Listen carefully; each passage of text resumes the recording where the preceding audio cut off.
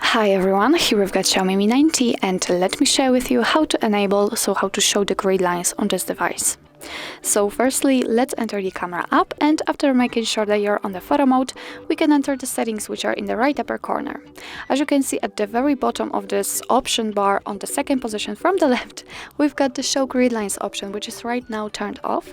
If you'd like to turn it on, just tap on it, and since it is highlighted, then it means that the grid lines has been applied. What's more, I hope that you can see it.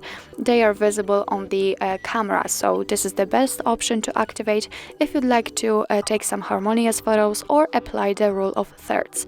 So of course be aware that those helper lines are visible only on the camera, so after taking a photo you won't see them. So let me check it. Let's take a photo and check the preview, and as I said, they are not visible on the actual photo, but after getting back to the camera you can still see them. If you don't want to use them anymore, nothing easier, just go back to the settings and tap on this option, and since it is turned off, the grid lines aren't visible on the camera. So actually that's all. This is how to show grid lines in your Xiaomi Mi 9T.